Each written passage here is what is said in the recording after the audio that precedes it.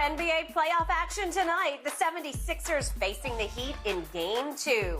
James Harden is averaging the fewest points in the playoffs since 2012. Not the most opportune time.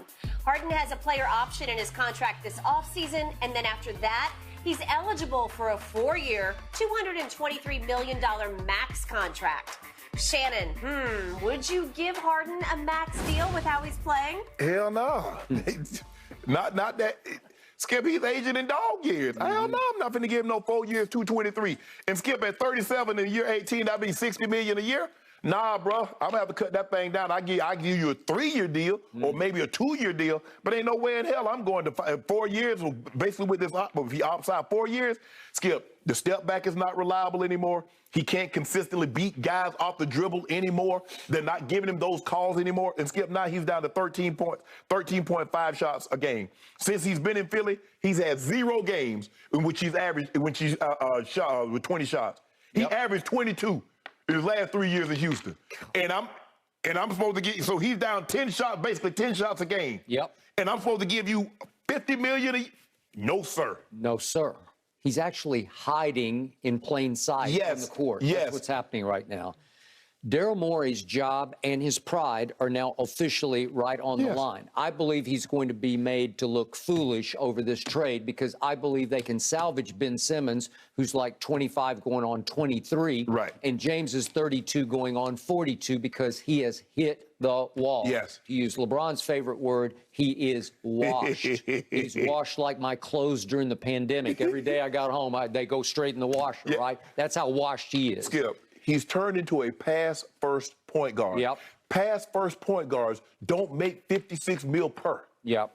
And if we could just see the tape that we put together of his 8 misses the other night, along with 5 turnovers, we got them in chronological order if we want to just let them fly and continue to talk about Daryl Morey, because this is a looming problem, because pride's on the line, because you can't acquire him and then not pay him. Oh, you got to, because you gave a Skip. Not only did you give up players, you gave up draft capital also. That's what I'm saying. You're stuck where you almost have to give him whatever the next 4 for 223, 56 a year. Right? You just have to do that. I can't do it, Skip. And again, I'm sorry. Doesn't he have to do it to try to validate the acquisition? Skip, I can't do it.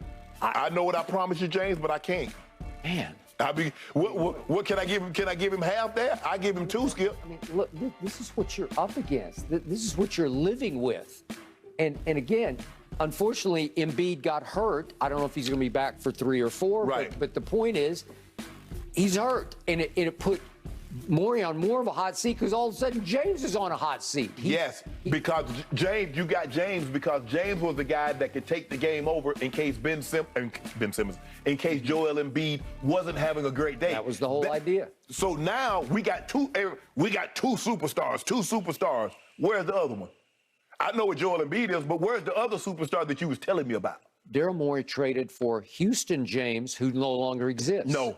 And Morey acquired him in Houston and sort of discovered him as the 6th man in Oklahoma City. And I give you high props for that. But you just unvalidated. I don't care what anybody says. Even when Daryl Morey signed him, he didn't know he was going to turn into James Harden. Not averaging 36, 34, 32, being an MVP. No. And now, like you said, that's what he thought he was getting. But that guy disappeared. The moment he left, that James Harden doesn't exist anymore. Agreed. And they definitely hadn't seen him in Houston. We got to move on, guys, to the other game coming up tonight. Will Baby Bird Luka Doncic even up the Mavs series with the Suns? I'm excited about this one. Stick around. That's next. No mercy, no mercy, no mercy. Back down. I hope y'all stayed up for this one last night. Drama from end to end. The Grizzlies even their series at 1 game apiece last night in Memphis. 106-101, big win over the Warriors. Ja Morant tying his playoff career high with 47 points, 18 of which came in the 4th quarter. That's a closer. Earlier in the game, Grizzlies forward Dillon Brooks was charged with a flagrant 2 and ejected only 3 minutes into this game. The incident knocked Warriors guard Gary Payton out for the remainder of this game at least. Afterwards, Steve Kerr addressed the play. Take a listen. I don't know if it was intentional, but it was dirty. But there's a code in this league there's a code that players follow, where you never put a guy's season/career in jeopardy by taking somebody out in midair and clubbing him across the head and ultimately fracturing Gary's elbow. Guy comes in, whacks him across the head in midair. He broke the code. Dillon Brooks broke the code. Strong criticism from Steve Kerr. We are now joined by First Things First co-host Chris Broussard. Chris, what do you think? Did Dillon Brooks break the code here?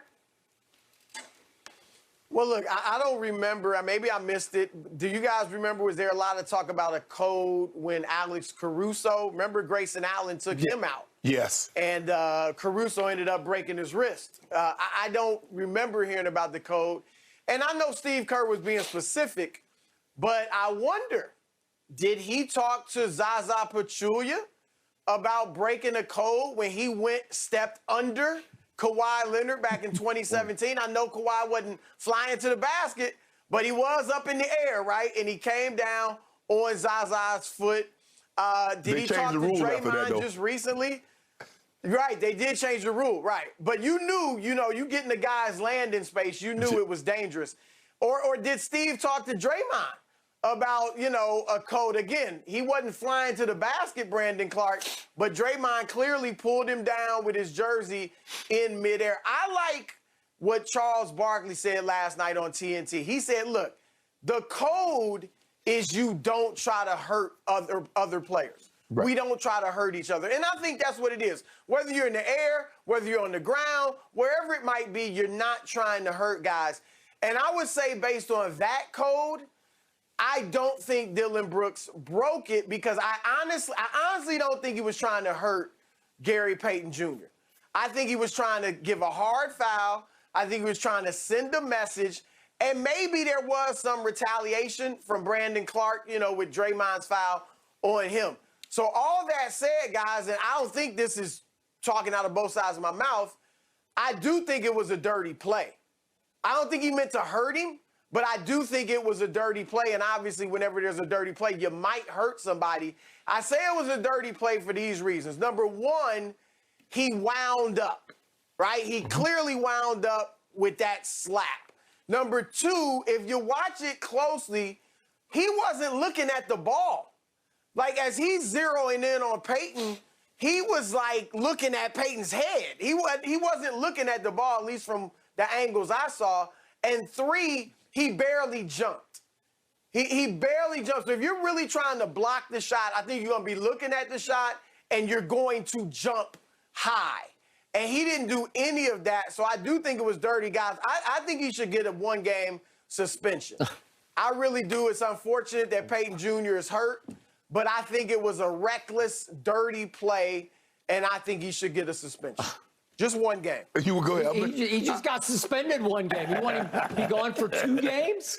Go ahead. I'm No, going to let you respond. I'm going to let you respond to Chris because you losing your mind over here. Chris, talking out of 9 sides of your mouth. I've never heard such a circuitous route to he should be suspended. I'm thinking you're actually spitting out a little rational wisdom here, like that I didn't get to open the show from my partner across the table, because I barely thought this was a flagrant one. I immediately tweeted Draymond did not deserve a flagrant 2 on Sunday, and I immediately tweeted that Dillon Brooks definitely did not deserve a flagrant 2. This is absurd. This is ASA 9, ASA 10, ASA 11, ASA 95, because all he did was he was a little late to the play. He's swiping at the ball. He brushed the back of Gary Payton II's head. He brushed the back. He did not submarine him. He did not undercut him. He did not put him in a precarious position, a dangerous position to fall. I don't know what possessed Gary Payton as he went to the floor. He tried to brace himself with a locked elbow. Well, that's dangerous, but you did that to yourself.